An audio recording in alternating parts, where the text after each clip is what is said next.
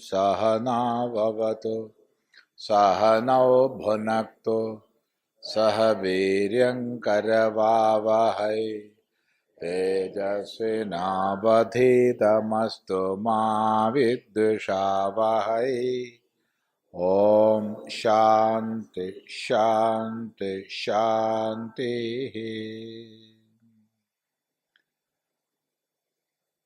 सर्वे वेदाः यत्पदं पदनीयं गमनीयं अविभागेन आमनन्ति प्रतिपादयन्ति तपांसि सर्वाणि च यद्वदन्ति यत्प्राप्त्यर्थानि इति अर्थः। यदिच्छन्तः ब्रह्मचर्यं गुरुकुलवासलक्षणम् अन्यद्वा ब्रह्मप्राप्त्यर्थं चरन्ति तत्ते तुभ्यं पदं यद् ज्ञातुम् इच्छसि संग्रहेण संक्षेपतः ब्रवीमि। ओम इत्येतत् तदेतत् पदं यद् बुभुत्सितं त्वया। यदेतत् ओम इति ओम शब्दवाच्यम् ओम शब्दप्रतीकं च।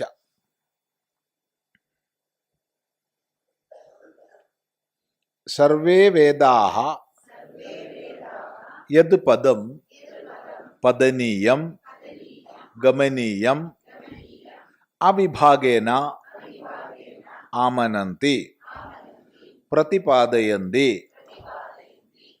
तपांसि सर्वाणि च यद् वदन्ति यत्प्राप्त्यर्थानि इत्यर्थः। यदिच्छन्तः ब्रह्मचर्यं गुरुकुलवासलक्षणम् अन्यद्वा ब्रह्मप्राप्त्यर्थं चरन्ति तद् ते तुभ्यं पदं यद् ज्ञातुम् इच्छसि संग्रहेण संक्षेपतः ब्रवीमि। ओम इत्येतत् तदेतत् पदं यद् बुभुत्सितं त्वया। यदेतत् ओम इति ओम शब्दवाच्यम् ओम शब्दप्रतीकं च। सर्वे वेदाः यत्पदमामनन्ति പദം പദനീയം ഗമനീയം.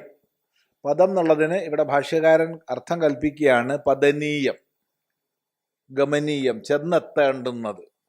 പദ്യതേ ഇതി പദം.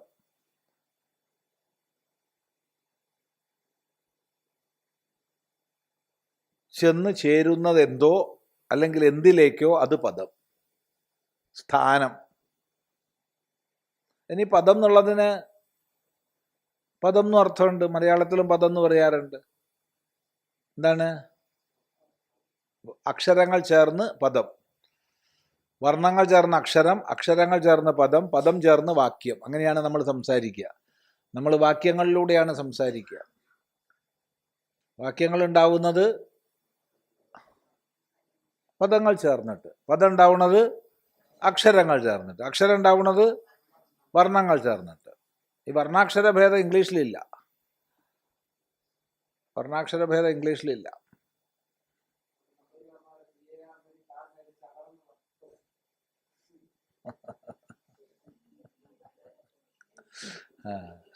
ശരി, അപ്പോ ശരി, ഏതായാലും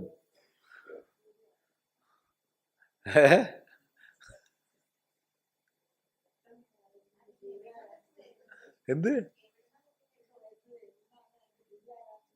അതെ അതെ, ഇതിങ്ങനെ വന്നുകൊണ്ടിരിക്കുകയാണ് അവിടുന്ന്. അത് ചിലതൊക്കെ നല്ലതാ, ബാക്കിയൊക്കെ അബദ്ധ. ഇന്നലെ ഒന്ന് നല്ല ഫസ്റ്റ് ക്ലാസ് ഒന്ന് വന്നു. അപ്പൊ അതെ, അപ്പോ പദ്യതേ ഇതി പദം. ഇനി പദം എന്നുള്ളതിന് പാദം എന്നും അർത്ഥമുണ്ട്, കാല്. എന്തിനെ കൊണ്ട് നമ്മൾ പതനം ചെയ്യുന്നുവോ അത്. പദ്യതേ അനേന ഇതി പാദം, പദം. പദമേവ പാദം. അനേക അർത്ഥങ്ങളുണ്ട്. പാദം, പദം. അപ്പൊ യാതൊരു പദത്തെയാണോ യാതൊരു സ്ഥാനത്തെയാണോ വേദങ്ങൾ വർണ്ണിക്കുന്നത്, ഗമനീയം, അവിഭാഗേന ആമനന്തി, അവിഭാഗേന, വിഭാഗം വയ്ക്കാതെ എല്ലാ വേദങ്ങളും ഋക്ക്, യജുസ്, സാമം, അഥർവം എന്നീ വിഭാഗമില്ലാതെ എല്ലാ വേദങ്ങളും എന്തിനെയാണോ വിസ്തരിക്കുന്നത്, ഓങ്കാരം എല്ലാത്തിൻ്റെയും. ഇനി എല്ലാ വേദങ്ങളും വിഭാഗം ചെയ്യാതെ ഓം എന്ന് പറയുന്നു. വിഭജിച്ചാലോ ആ ഉ മ എന്നാവും. പക്ഷെ ഓങ്കാരം വിഭാഗം ചെയ്യാതെയാണ് നമ്മൾ എടുക്കുന്നത്. അത് മുറിക്കുമ്പോഴാണ് ആ ഉ മ എന്ന് വരുന്നത്.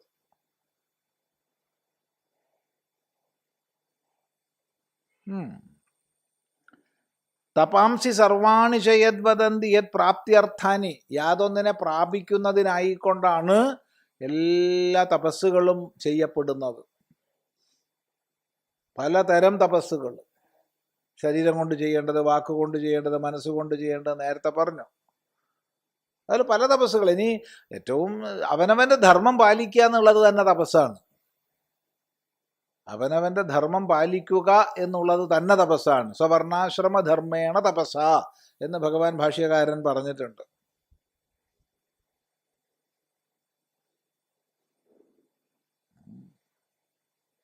ഇപ്പം എല്ലാ തപസ്സുകളും എന്തിനെയാണോ ലക്ഷ്യമായി പറയുന്നത്, യത് ഇച്ഛന്തഃ, യാതൊന്നിനെ ഇച്ഛിക്കുന്നവരായിട്ട്, ബ്രഹ്മചര്യം ഗുരുകുലവാസ ലക്ഷണം.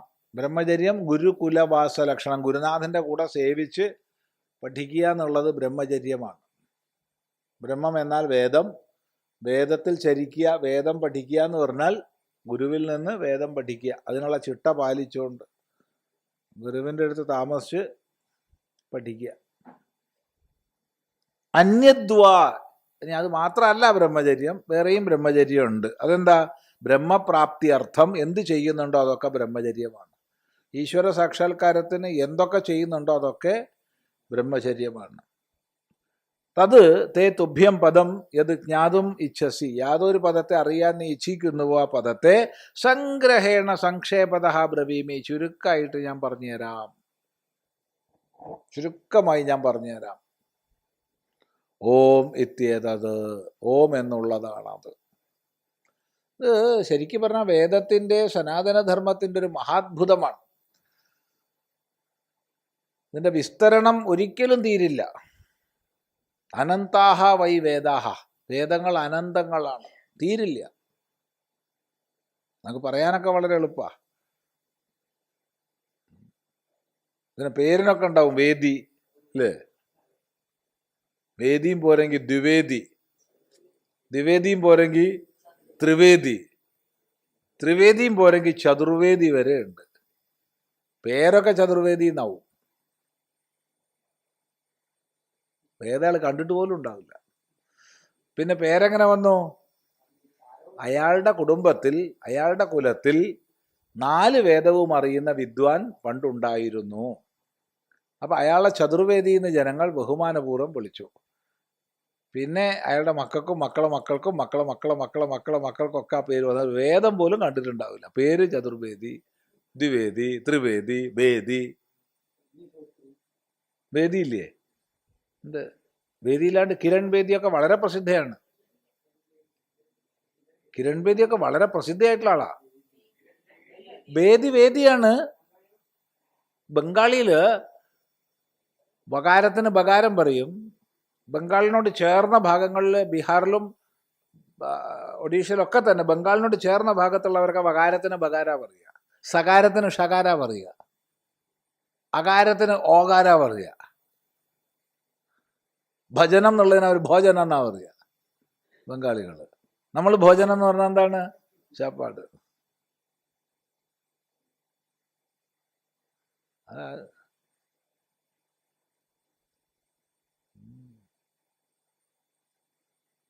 ഒരു ട്രെയിൻ യാത്രയിൽ ഡിസംബർ 31 കഴിഞ്ഞു, ജനുവരി 1 ആയി. അപ്പോൾ ഒരാൾ മുമ്പിലുള്ള ആളോട് ഹാപ്പി ന്യൂ ഇയർ എന്ന് പറഞ്ഞു. ഉടനെ മറ്റേ ആൾ പറഞ്ഞു ഷെയിം ടു യു എന്ന്.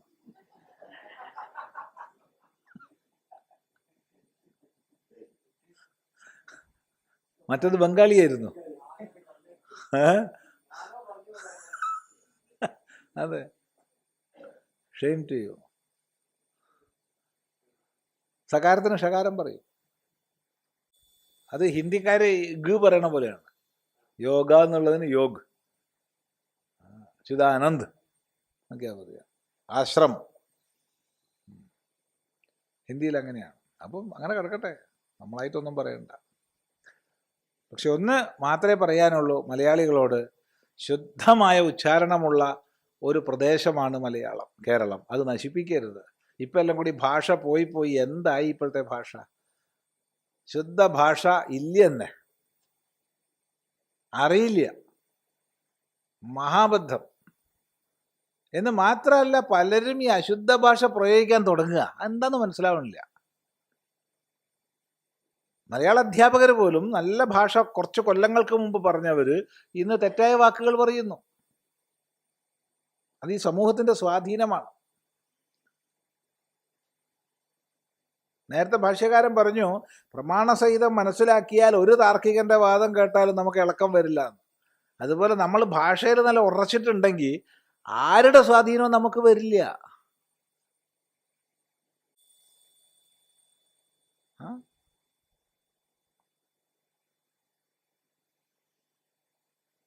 ചിന്തിക്കേണ്ടതാണ്. ഇരിക്കട്ടെ.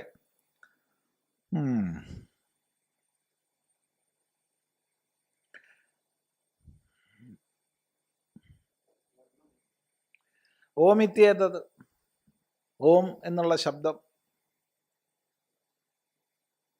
ഇപ്പൊ ശബ്ദം പറയുമ്പോൾ അതിൻ്റെ അർത്ഥം പറയുമ്പോൾ ശബ്ദവും. വാച്യ വാചക അഭേദം, വാച്യവാചക അഭേദം. അത് വിസ്തരിക്കുന്നത് മാണ്ഡൂക്യ ഉപനിഷത്താണ്. ഓമിത്യേതത് അക്ഷരമിതം സർവം തസ്യോപവ്യാഖ്യാനം. ആ ഉപവ്യാഖ്യാനാണ് പിന്നെ ബാക്കിയുള്ളത്. അതെന്താ? അകാര ഉകാര മകാരങ്ങളെ പ്രത്യേകം എടുത്ത് അതിൻ്റെ അർത്ഥം പറഞ്ഞു തരും. ചിന്തിക്കുക. തദ്ദേതത് പദം ബുഭുത്സിതം ത്വയ, നിന്നാൽ അറിയാൻ ഇച്ഛിക്കപ്പെട്ടത് ഇതാണ്. എന്താ നിന്നാൽ അറിയാൻ ഇച്ഛിക്കപ്പെട്ടത്? അന്യത്ര ധർമാത് അന്യത്ര ധർമാത് അന്യത്ര അസ്മാത് കൃതാകൃതാത് അന്യത്ര ഭൂതാച്ച ഭവ്യാച്ച എന്ന് പറഞ്ഞില്ലേ? അതിതാണ് ഓം. എന്തൊരെളുപ്പാണ്. വേദം വിസ്തരിച്ചാൽ തീരില്ല, ചുരുക്കിയാൽ ഒരക്ഷരം പറഞ്ഞാൽ മതി. എന്തൊരു, നമ്മളെ ആചാര്യന്മാരുടെ ഒരു മഹിമ ആലോചിച്ച് നോക്കൂ.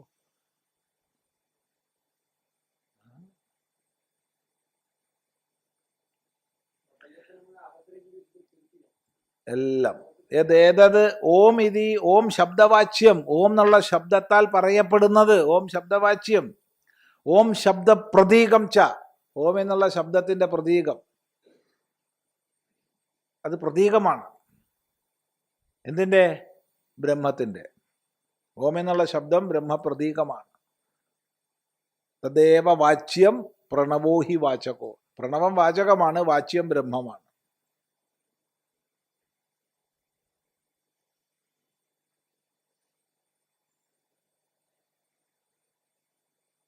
ഓം എന്നുള്ളതിലെല്ലാം അടങ്ങി. അതാണ് ഓം ഇതി ഇതം സർവം. ഓം എന്നുള്ളത് ഇതെല്ലാമാണ്.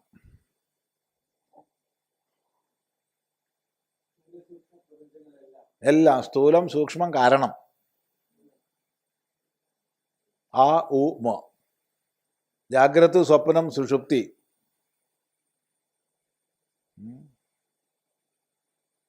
വിശ്വൻ തൈജസൻ പ്രാജ്ഞൻ, അതതിന് ശേഷം തുരീയത്തിലേക്ക് എത്തും. എല്ലാം എല്ലാം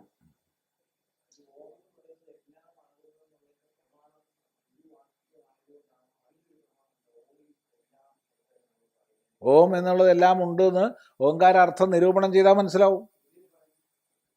നിരൂപണം ചെയ്യണം, അർത്ഥം നിരൂപണം ചെയ്യണം. അകാരത്തിൻ്റെ അർത്ഥം എന്താണ്, ഉകാരത്തിൻ്റെ അർത്ഥം എന്താണ്, മകാരത്തിൻ്റെ അർത്ഥം എന്താണ്, അങ്ങനെ യഥാക്രമം നിരൂപണം ചെയ്തു പോകണം. മനുഷ്യന് ഉച്ചരിക്കാവുന്ന സർവ്വശബ്ദങ്ങളുടെയും ഏക പ്രതിനിധിയാണ് ഓങ്കാരം. അതുപോലെ വേറൊന്നില്ല. ലോകത്തിൽ വേറൊരു ശബ്ദം അതുപോലെ ഉണ്ടാവില്ല, ഉറപ്പാണ്. കാരണം മനുഷ്യന് കണ്ഠത്തിന് താഴേന്ന് ഉച്ചരിക്കാൻ വയ്യ, ഓഷ്ഠത്തിന് പുറത്തുനിന്ന് ഉച്ചരിക്കാൻ വയ്യ, നാസികേൻ്റെ മുകളിൽ നിന്ന് ഉച്ചരിക്കാൻ വയ്യ. ഓ കണ്ഠമാണ്, ഉ ഓഷ്ഠമാണ്, മ ഓഷ്ഠവും നാസികയും ചേർന്നിട്ടാണ്. അപ്പോൾ ഇതിന് പുറത്തുനിന്നും ഇതിന് താഴേന്ന് ഉച്ചരിക്കാൻ വയ്യ, എല്ലാം ചേർന്നതാണ്. ഇതുപോലെ വേറൊരു ശബ്ദം ഇല്ല. ഏത് വേണമെങ്കിൽ ഉണ്ടാക്കി വയ്ക്കോളൂ.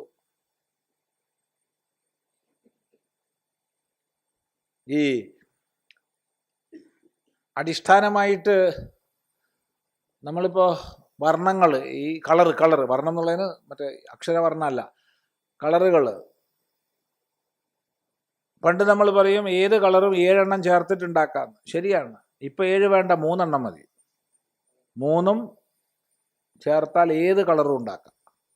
പുതിയ കമ്പ്യൂട്ടറിൽ വെച്ചിട്ട് ഏത് പെയിൻറ്റും 3 എണ്ണം കൊണ്ട് ചേർത്തുണ്ടാക്കാം. ലോകത്തിൽ ഏത് കളറും ഉണ്ടാക്കാം 3 എണ്ണം കൊണ്ട്. 3 എണ്ണം മതി.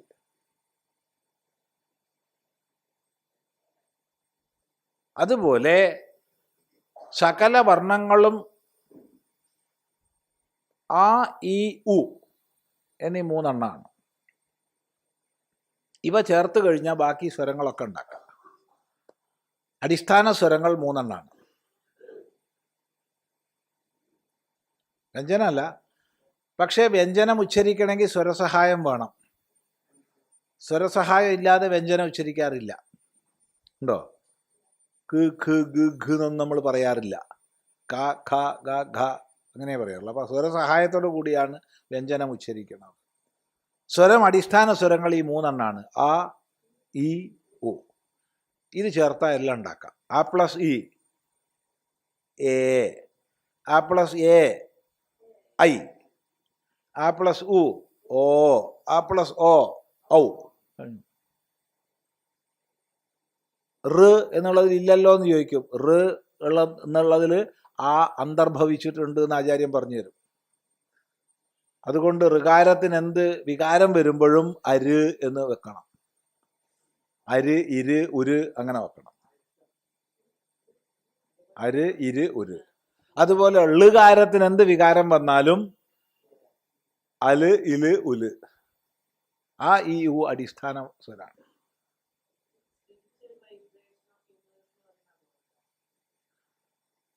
സ്പിരിച്വൽ വൈബ്രേഷൻ ഓഫ് യൂണിവേഴ്സ് എന്നൊക്കെ പറയാം. ഒക്കെ ഓങ്കാരമാണ്. ഇനി ഈ അടിസ്ഥാന 3 ആ, ഈ, ഊ എന്ന് പറഞ്ഞല്ലോ, അതിൽ മധ്യം ഊ ആണല്ലോ. ആ, ഇവയുടെ സ്ഥാനം പഠിച്ചാൽ മതി. ഉച്ചാരണ സ്ഥാനം പഠിക്കുമ്പോൾ മനസ്സിലാവും ആ പ്ലസ് ഉ പ്ലസ് മ എന്നുള്ളതിൽ എല്ലാം അടങ്ങി.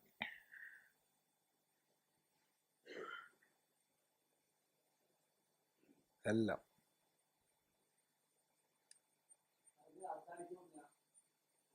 അതുകൊണ്ട് തന്നെ ഇത് ഏറ്റവും മംഗളമാണ്. ഓം എന്ന് ഉച്ചരിക്കുന്നത് മംഗളമാണ്, ഏറ്റവും മംഗളമാണ്. അങ്ങനെയാണ് നമ്മൾ മാനിക്കുന്നത്. ഏത് കർമ്മം, ഒരു യാഗം തുടങ്ങണമെങ്കിൽ എല്ലാ സാമഗ്രിയും ഒരുക്കിയുണ്ടെന്ന് യാഗം തുടങ്ങില്ല. ബ്രഹ്മൻ ഓം എന്ന് അനുജ്ഞ കൊടുക്കണം, എന്നാലേ യജമാനന് ക്രിയ തുടങ്ങാൻ പറ്റും. അങ്ങനെ യജമാനൻ ക്രിയ തുടങ്ങി ഹോതാവ് പാടി തുടങ്ങണമെങ്കിൽ ആദ്യം ബ്രഹ്മൻ ഓം എന്ന് കൊടുക്കണം. എന്തിനും ഓം എന്ന് അനുവാദം കൊടുക്കണം, എന്നാലേ നടക്കൂ. അല്ലെങ്കിൽ നടക്കില്ല. അല്ലെങ്കിൽ യാഗമൊക്കെ തുടങ്ങിയിട്ട് നിർത്തല്ലാണ്ട് വഴിയില്ല. അവിടെ ബ്രഹ്മന് പ്രത്യേകിച്ച് പണിയൊന്നുമില്ല. ബാക്കിയുള്ളവർക്കൊക്കെ പണിയുണ്ട്, ബ്രഹ്മനൊന്നും ഇല്ലാണ്ടിരിക്കും. പക്ഷെ ബ്രഹ്മനാണ് എല്ലാം അറിയേണ്ടത്. അയാൾക്ക് എല്ലാം അറിയണം. എല്ലാം അറിയുന്ന ആൾക്കേ ബ്രഹ്മനാവാൻ പറ്റൂ.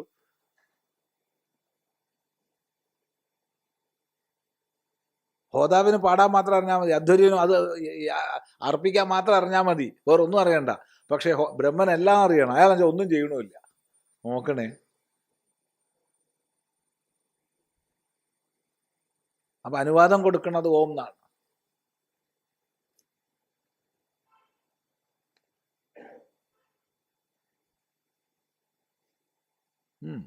ശരി. അതഹ, അതുകൊണ്ട്, അതഹ ഏതദ്ധ്യേവാക്ഷരം ബ്രഹ്മ ഏതദ്ധ്യേവാക്ഷരം പരം ഏതദ്ധ്യേവാക്ഷരം ജ്ഞാത്വാ യോ യദിച്ഛതി തസ്യ തത്. ഏതദ്ധ്യേവാക്ഷരം ബ്രഹ്മ ഏതദ്ധ്യേവാക്ഷരം പരം ഏതദ്ധ്യേവാക്ഷരം ജ്ഞാത്വാ യോ യദിച്ഛതി തസ്യ തത്.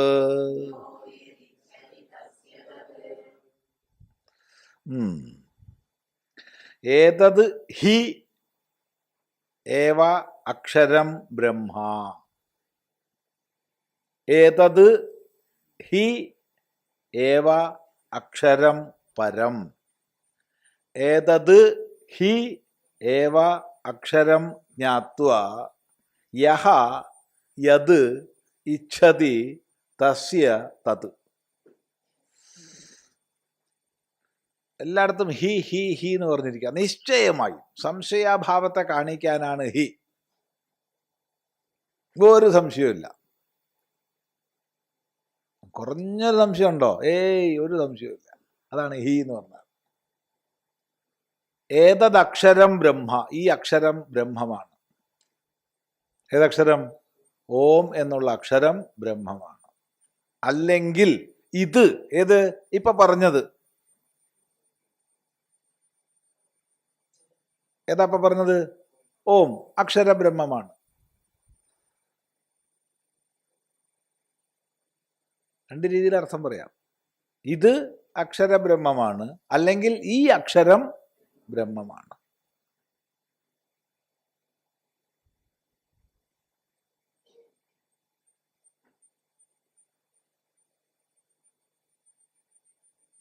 ഏതത് ഹി ഏവ അക്ഷരം പരം, ഈ അക്ഷരം പരമാണ്.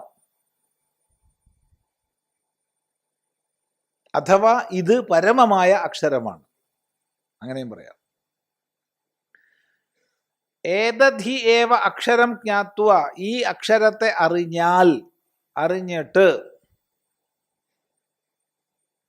യഹ യാതൊരാൾ, യതിച്ഛതി യാതൊന്നിച്ഛിക്കുന്നുവോ, തസ്യതത് അത് അവനുള്ളതാ. അവൻ എന്തിച്ഛിക്കുന്നു അത് അവനുള്ളതാ. അവൻ ആപ്തകാമനായി തീരുന്നു.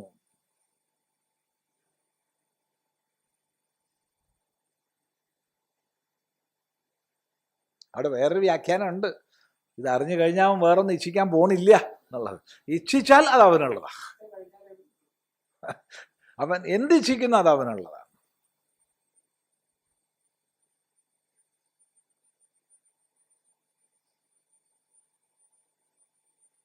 അത് ഛാന്തോക്യോപനിഷത്തിൽ ഒരിടത്ത് പറയുന്നുണ്ട്.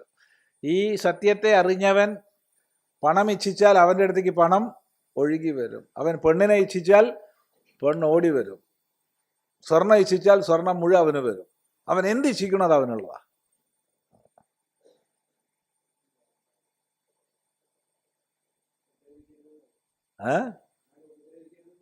ഉപദ്രവം ഇല്ലല്ലോ അവന്. വന്ന് ഇരുന്നോളൂ, ആര് വന്നാലും ഇരുന്നോളൂ. അല്ലാണ്ട് എന്താ?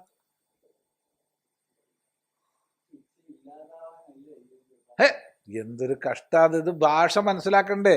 ഇച്ഛ ഇല്ലാതാവാനല്ലേ ഇപ്പൊ നമ്മൾ ഇവിടുന്ന് പറയല്ലേ. ഈ തലം അതിക്രമിച്ച ഇച്ഛ ഉണ്ടായാൽ എന്ത്, ഇല്ലെങ്കിൽ എന്ത്?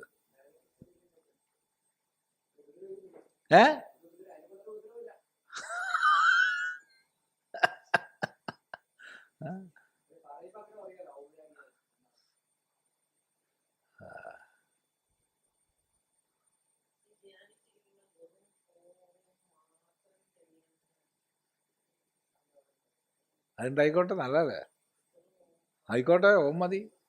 ഓമിലെല്ലാം അടങ്ങി. അപ്പോ ഏതധ്യേവാക്ഷരം ബ്രഹ്മ ഏതധ്യേവാക്ഷരം പരം ഏതധ്യേവാക്ഷരം ജ്ഞാത്വാ യോ യദിച്ഛതി തസ്യ തത്. ഈ ഓങ്കാരാർത്ഥം മനസ്സിലാക്കി കഴിഞ്ഞാൽ അവൻ ആപ്തകാമനാകും.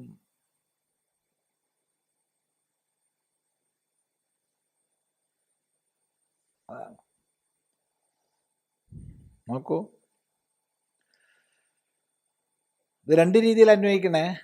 ഏതത് ഹി അക്ഷരം ബ്രഹ്മ അഥവാ ഏതത് അക്ഷരം ബ്രഹ്മ, രണ്ട് രീതിയിലും അന്വയിക്കാം. ഏതത് ഹേവാക്ഷരം ബ്രഹ്മ അപരം ഏതത് ഹേവാക്ഷരം പരം ച.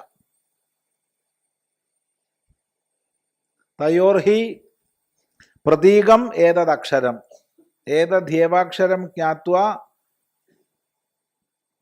ഉപാസ്യ ബ്രഹ്മേതി യോ യദിച്ഛതി പരം അപരം വാ തസ്യ തദ്ഭവതി. പരം ചേത് ജ്ഞാതവ്യം അപരം ചേത് പ്രാപ്തവ്യം. ഏതദ്ധി ഏവ അക്ഷരം ബ്രഹ്മ അപരം. ഏതത് ഹി ഏവ അക്ഷരം പരം ച.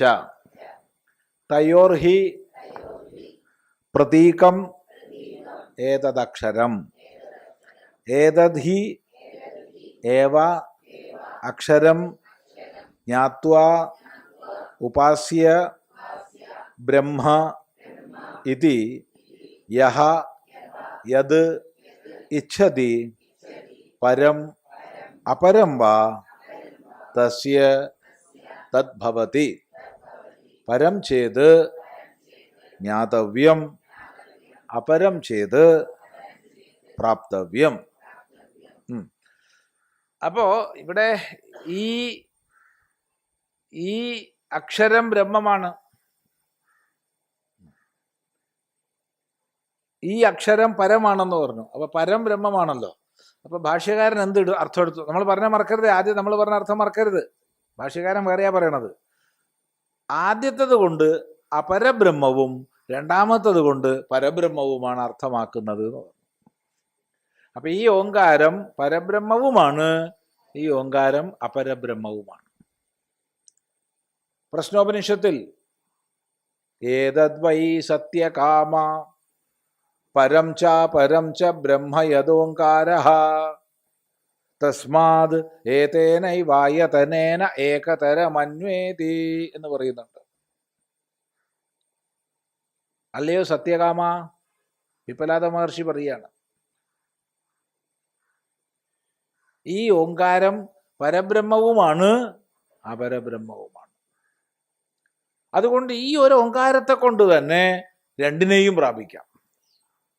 ഒരാൾ ഓങ്കാരം വെച്ചിട്ട് അപരബ്രഹ്മത്തെ ഉപാസിച്ചാൽ അയാൾക്ക് അപരബ്രഹ്മത്തെ സാക്ഷാത്കരിക്കാം. കൃഷ്ണനായിട്ടും രാമനായിട്ടും വിഷ്ണു ആയിട്ടും ശിവനായിട്ടും ദേവിയായിട്ടും ഗണപതിയായിട്ടും ഇന്നതെന്നില്ല. അപരം മുഴുവൻ. അപരം എന്ന് പറയുമ്പോൾ മായായുക്തമായ ഈശ്വരഭാവത്തിലുള്ള എന്നർത്ഥം. ഈ ഓങ്കാരം കൊണ്ട് അപരത്തെ മുഴുവൻ ഉപാസിക്കാം. എന്നാൽ മായാരഹിതമായ പരബ്രഹ്മത്തെയോ അതും ഓങ്കാരം കൊണ്ട് ഉപാസിക്കാം. രണ്ടുമാണ്. അതുകൊണ്ട് കേവലമായ പരബ്രഹ്മ തത്വാനുസന്ധാനത്തിൽ ഓങ്കാരം വിനിയോഗിക്കുന്നുണ്ട്. അതുകൊണ്ട് തന്നെ എല്ലാ ദേവതോപാസനകളിലും ഓങ്കാരം വിനിയോഗിക്കുന്നുണ്ട്. അപ്പൊ പരവുമാണ് അപരവുമാണ്.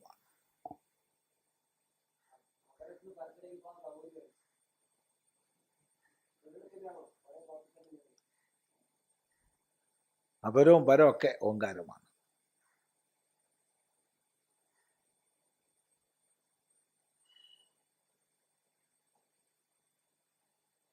അപരമായിരിക്കുന്ന ബ്രഹ്മോപാസനയിൽ എല്ലാം ഓങ്കാരമുണ്ട്. ആവാം. ഇനിയിപ്പോൾ തപ്പി പിടിച്ചിട്ട് ഓങ്കാരം ഇല്ലാത്ത മന്ത്രങ്ങൾ കൊണ്ടുവരരുത്. ഉണ്ട്, ഓങ്കാരം ഇല്ലാത്ത മന്ത്രങ്ങൾ ഇഷ്ടം പോലെ ഉണ്ട്. എന്നാലും 99.9% മന്ത്രങ്ങളിലും ഓങ്കാരം ഉണ്ടാവും. ഓങ്കാരം ഇല്ലാത്ത മന്ത്രം ഉണ്ട്, ഇല്ല എന്ന് അറിയാത്തോണ്ടല്ല പറയണത്. എന്നാലും ബഹുഭൂരിഭാഗം മന്ത്രങ്ങളിലും ഓങ്കാരമുണ്ട്. ഇനി നിങ്ങൾ ഓങ്കാരം ഉണ്ടെങ്കിലും ഇല്ലെങ്കിലും ഓങ്കാരം കൊണ്ട് അതിനെ അർത്ഥമാക്കാം. പോരെ, നമ്മൾ വിടുന്ന പരിപാടിയില്ല. നമ്മളെ വിട്ടുപോയാലും ശരി, ഞാൻ നിങ്ങളുടെ അടുത്തേക്ക് വരുന്നില്ല, വേണ്ടടോ ഞാൻ നിന്റെ അടുത്തേക്ക് വരികയാണ്, നമ്മൾക്ക് കെട്ടിപ്പിടിക്കാമല്ലോ, അതിനെന്താ കുഴപ്പം? ഓം എല്ലാത്തിനെയും ആശ്ലേഷിക്കുന്നു. ചിന്തിക്കുക. എന്ത് ചതിയോ? അതെന്താ ചതി? ആ അതെ, ആഗ്രഹമുള്ളവരോടാണല്ലോ പറയണത്. ആഗ്രഹമുള്ളവര് ഇല്ലാന്ന് കള്ളത്തരം നടിക്കരുതല്ലോ. ആഗ്രഹമുണ്ട്, നീ എന്താഗ്രഹിക്കണോ അതിനിതുകൊണ്ട് നേടും. അത് പണ്ട് ഒരമ്മ പറഞ്ഞു, മോനെ ഞാൻ നിനക്ക് ഇന്ന് നല്ലൊരു പാഠം പഠിപ്പിക്കാം. മോനാൾ മോശക്കാരനല്ല.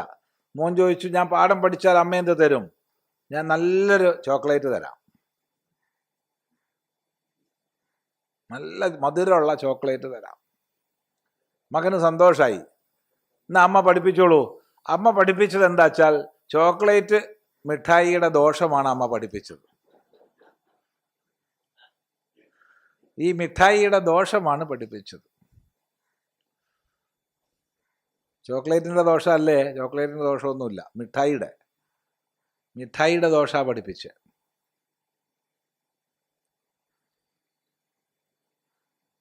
കുട്ടി കുടുങ്ങിയോ ഇല്ലയോ? ഞാൻ പാഠം പഠിച്ചു എന്ന് പറഞ്ഞാൽ ശരി, പിന്നെ നീ ചോക്ലേറ്റ് ചോദിക്കില്ലല്ലോ. എന്നാ ഞാൻ പഠിച്ചിട്ടില്ല എന്ന് പറഞ്ഞാലോ? പഠിച്ചാലല്ലേ ഞാൻ തരുമെന്ന് പറഞ്ഞത്. രണ്ടായാലും അമ്മയ്ക്ക് മിഠായി കൊടുക്കണ്ട. അതാ കൊടുക്കണം. ഒരു കുടുക്കാണല്ലോ അത്. അതിപ്പോ ഉപാസന മുഴുവൻ ഒരു കുടുക്ക് തന്നെയാണ്. എല്ലാത്തിലും ഫലശ്രുതി പറയും, ഇന്നത് ചെയ്താൽ അന്നത് കിട്ടുമെന്ന്. പക്ഷെ അത് ചെയ്തു നോക്കുമ്പോൾ അതിന്റെ ആഗ്രഹം പോവും.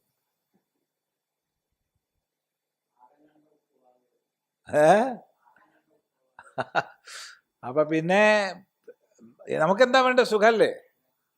നമുക്ക് വേണ്ടത് സുഖമാണ്. ആ പരമസുഖത്തിലേക്ക്, ആനന്ദത്തിലേക്ക് ഉയർന്നു കഴിഞ്ഞാൽ പിന്നെ വേറൊന്നും ആഗ്രഹിക്കുകയോ ഇല്ല. പിന്നെ ആ ചോദ്യം ഇല്ല അവിടെ. ചോദ്യം നിന്നു. അതിനാണല്ലോ പറഞ്ഞത് ജ്ഞാത്വാ, അറിഞ്ഞാൽ എന്നല്ലേ പറഞ്ഞത്. അല്ലാണ്ട് ഇത് ഓങ്കാരം ജപിച്ചാൽ എന്ന് പറഞ്ഞിട്ടുണ്ടോ? ഇല്ല. ഈ ഓങ്കാരാർത്ഥം അറിഞ്ഞാൽ അവൻ എന്ത് ഇച്ഛിക്കണം? അവൻ ഇച്ഛിച്ചുകൂടാന്നില്ല. അവൻ ഇച്ഛിച്ചാകുന്നില്ല. അവന് ഇച്ഛ തോന്നില്ല എന്ന് നമ്മൾ പറയണ്ട. അതാണ് ഉപനിഷത്ത് പറഞ്ഞത്. അവൻ പൊന്ന് ഇച്ഛിച്ചാൽ പൊന്ന് അവനുള്ളതാണ്, പെണ്ണ് ഇച്ഛിച്ചാൽ പെണ്ണ് അവനുള്ളതാണ്, അവൻ രാജ്യം ഇച്ഛിച്ചാൽ രാജ്യാധികാരം അവനുള്ളതാണ്. എല്ലാവരും വന്നു ചേരും. എന്നെ എടുത്തോളൂ പറഞ്ഞിട്ട്. അത് ഒരു നേരം പോക്ക് പറഞ്ഞുതരാം. നേരം ഇതന്നെ തീരുന്നില്ല, പിന്നെയല്ലേ നേരം പോക്ക്. കുറേ കൊല്ലങ്ങൾക്ക് മുമ്പ് കോഴിക്കോട് വെച്ചിട്ട് ഒരു സെമിനാർ. ആ സെമിനാറിൽ പങ്കെടുത്ത ഒരു കൂട്ടത്തിൽ ഉണ്ടെന്ന് തോന്നുന്നു. ആ സെമിനാർ തന്ത്രിമാരുടെ സെമിനാറാണ്.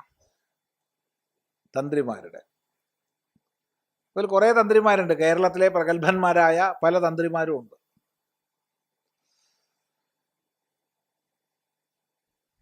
അതിൽ ജാതിയൊന്നുമില്ല കേട്ടോ, നമ്പൂതിരി അങ്ങനെയൊന്നുമില്ല, എല്ലാവരും ഉണ്ട്. എല്ലാ വിഭാഗത്തു നിന്നുള്ള തന്ത്രിമാരും ഉണ്ട്. നമ്പൂതിരി ഉണ്ട്, വേറെ എല്ലാവരും ഉണ്ട്. നായരുണ്ട്, തീയരുണ്ട്, വിശ്വകർമ്മ ഉണ്ട്, എല്ലാവരും ഉണ്ട്. എല്ലാ വിഭാഗത്തിലെയും തന്ത്രിമാരുണ്ട്. അതൊക്കെ അനേക ക്ഷേത്രങ്ങളുടെ തന്ത്രിമാരാ. അനേക ക്ഷേത്രങ്ങളുടെ. ഈഴവ സമുദായത്തിൽ നിന്നുണ്ട്, തീയ സമുദായത്തിൽ നിന്നുണ്ട്, പലതുണ്ട്. നമ്പൂതിരി പാടുണ്ട്, ഒക്കെ ഉണ്ട്. നമ്പൂതിരി മാത്രമല്ല, എല്ലാവരും ഉണ്ട്. അപ്പം അതിൽ ഒരു തന്ത്രി പ്രസംഗിച്ചു.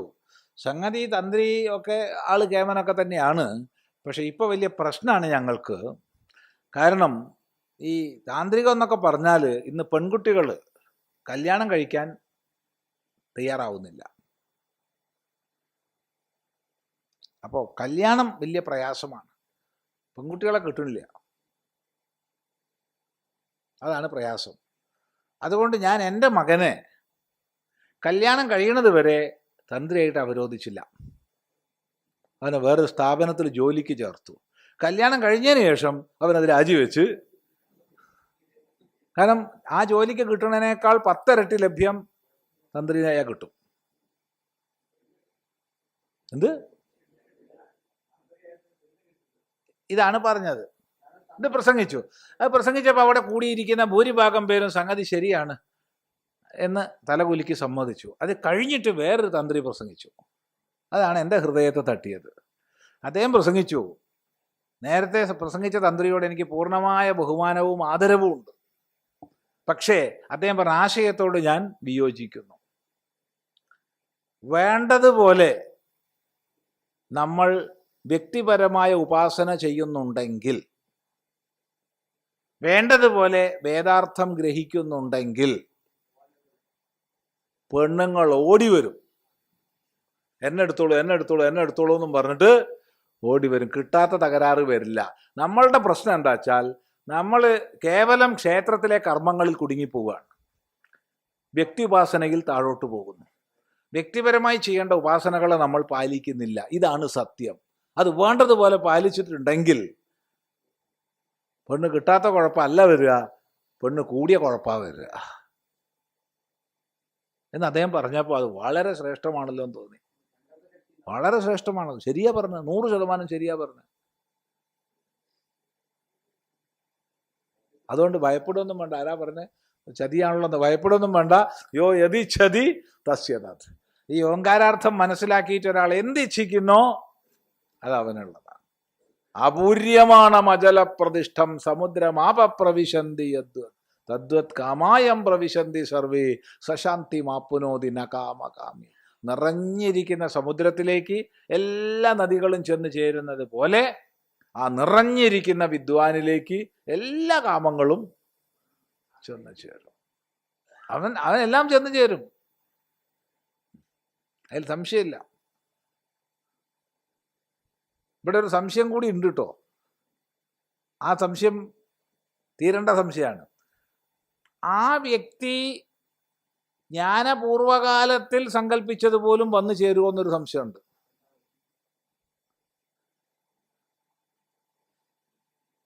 വലിയ ഗുലുമാല അങ്ങനെ വന്ന് ചേർന്നാൽ. അത് തന്നെയാ പറഞ്ഞത്. അവന്റെ പ്രാരബ്ധത്തിൽ ലിഖിതമായതൊക്കെ വന്നു ചേരും. ഒന്നും അവൻ പണിപ്പെടണ്ട.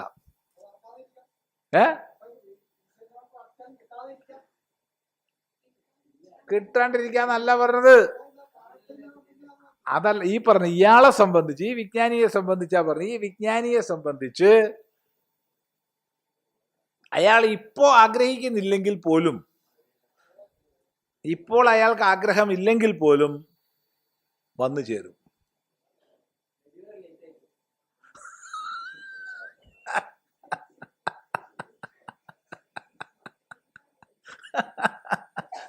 ഡെലിവറി ലേറ്റായി. ഏതായാലും കൊള്ളാം. അപ്പൊ അതുകൊണ്ട് ഈ ഓങ്കാരം അപരബ്രഹ്മവുമാണ്, ഓങ്കാരം പരബ്രഹ്മവുമാണ്. പരബ്രഹ്മം എന്നുള്ള തലത്തിൽ ആഗ്രഹങ്ങളൊന്നും ഉണ്ടാവില്ല. അപരബ്രഹ്മം എന്നുള്ള തലത്തിൽ ആഗ്രഹങ്ങൾ ഉണ്ടാവും, ഉറപ്പാണ്. അപ്പൊ അപരബ്രഹ്മമായിട്ട് ഇതിനെ കണ്ട് മനസ്സിലാക്കിയോ, ആഗ്രഹിച്ചതൊക്കെ കിട്ടും. അങ്ങനെ എടുത്തോളൂ. എന്നാ പിന്നെ ആർക്കും തർക്കമില്ല. അതും ബ്രഹ്മാണല്ലോ, അതും അപരബ്രഹ്മാണല്ലോ.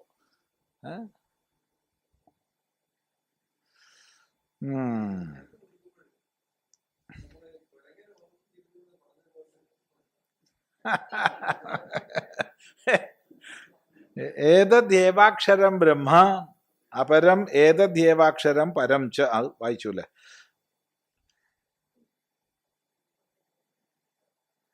ഈ ബ്രഹ്മം അപരവുമാണ് പരവുമാണ്. ഇവ രണ്ടിൻ്റെയും പ്രതീകമാണ് ഓങ്കാരം. ഈ അക്ഷരത്തെ അറിഞ്ഞു കഴിഞ്ഞാൽ എന്താഗ്രഹിക്കുന്നോ അത് പരമായാലും കൊള്ളാം അപരമായാലും കൊള്ളാം. അവിടെ ഭാഷ്യകാരൻ പറയാണ്, പരമാണെങ്കിൽ അറിയേണ്ടതാകുന്നു, അപരമാണെങ്കിൽ പ്രാപിക്കേണ്ടതാകുന്നു. പരം പ്രാപിക്കേണ്ടതല്ല, തൻ്റെ സ്വരൂപമാണ്, അതറിയേണ്ടതാണ്. അപരമാണെങ്കിൽ പ്രാപിക്കേണ്ടതാണ്. ഇപ്പൊ രാമനെ, കൃഷ്ണനെ, ഭഗവതിയെ എന്ന് പറഞ്ഞാൽ അത് പ്രാപിക്കേണ്ടതാണ്. രാമനെ പ്രാപിക്കണം, കൃഷ്ണനെ പ്രാപിക്കണം, ഭഗവതിയെ പ്രാപിക്കണം. എന്നാൽ താൻ പരമാണെങ്കിലോ പ്രാപിക്കേണ്ടതല്ല, തിരിച്ചറിവാണ്. അഹമേവ തത്, ഞാൻ അതാകുന്നു എന്ന അറിവ് വന്നു കഴിഞ്ഞാൽ അതായി.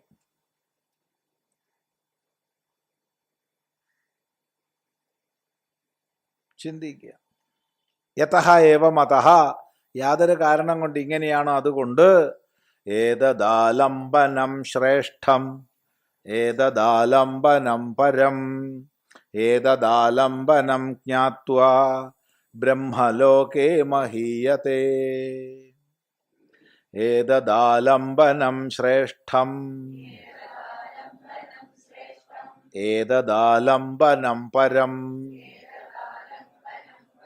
ഏതദാലംബനം ജ്ഞാത്വാ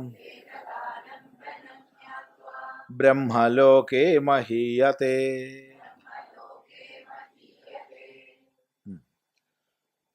ഓം സഹനാ ഭവതു സഹനൗ ഭുനക്തു സഹ വീര്യങ്കരവാവഹൈ തേജസ്വിനാവധീതമസ്തു മാ വിദ്വിഷാവഹൈ. ഓം ശാന്തി ശാന്തി ശാന്തി.